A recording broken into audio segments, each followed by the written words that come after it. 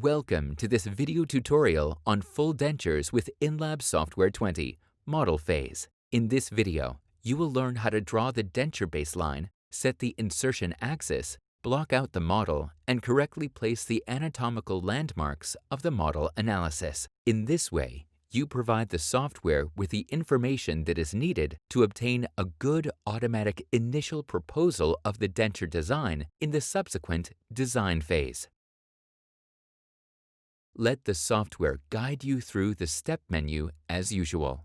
In the first step, the Edit Model step, you have the option to check your scanned objects and to edit them if necessary with the available tools.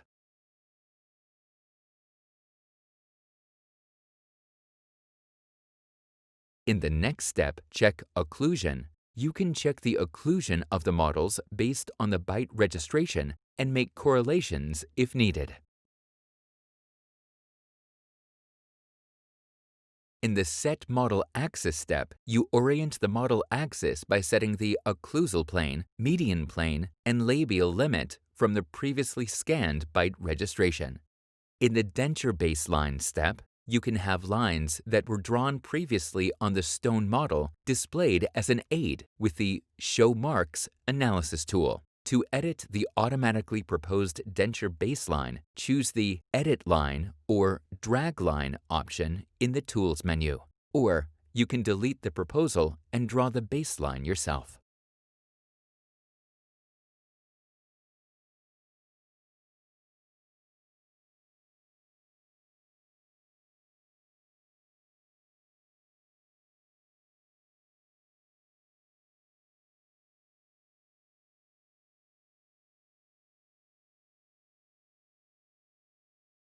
In the Insertion Axis and Blockout step, you first set the insertion axis for the upper jaw. Click on Apply Blockout in the Blockout tool to block out the model automatically.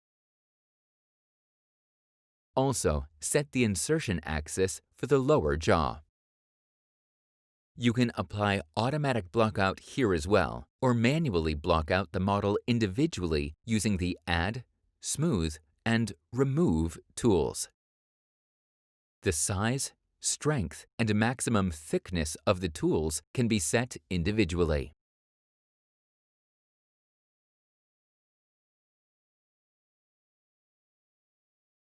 You then move on to the Model Analysis step.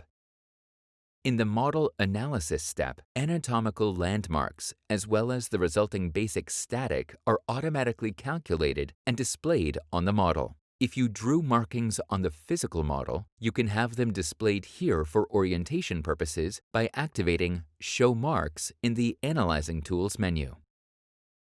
Select the Help checkbox under the Edit Anatomical Landmarks tool to obtain a pictorial aid and a short explanation of the individual anatomical landmark. The red dot describes the highest point of the maxillary tuber. The maxillary tuber is a bony eminence of the upper jaw behind the last molar. You can correct the position of the highest point by dragging it with the left mouse button pressed down. The indicated red line runs through the position of the first premolar to the highest point of the maxillary tuber and forms the basic static. The position of the first premolar is identified with the green dot. In the upper jaw, the position of the first premolars should be located one tooth width behind the first large palate fold.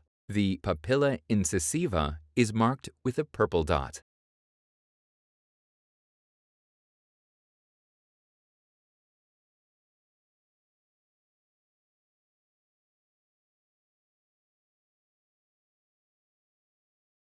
In the lower jaw, the purple dot is used to show the symphysis point. This is located on the center of the alveolar ridge and corresponds to the incisal point of the edentulous lower jaw. The red line indicates the basic static in the lower jaw as well. The position of the first premolars follows with the green dot. The masticatory center in the lower jaw is marked with a blue dot. The lowest point along the crest of the alveolar ridge indicates the masticatory center. This marking has a direct effect on the distal limiting plane. Be sure no contacts exist behind the distal limiting plane because the statics of the denture is otherwise not guaranteed. The center of the retromolar pad in the lower jaw is marked in red. Additionally, you can use the Display Objects menu to have the opposing jaw or other objects displayed. The transparency can be set individually for the models and the byte registration. The display of the occlusal and medial planes can be used here to check the model axis once again. Optionally, the distal limiting line can also be displayed. This line is obtained from the intersection of the alveolar ridge line and the occlusal plane at a 22-degree angle. In the upper jaw, the labial limiting plane can be displayed and shifted horizontally.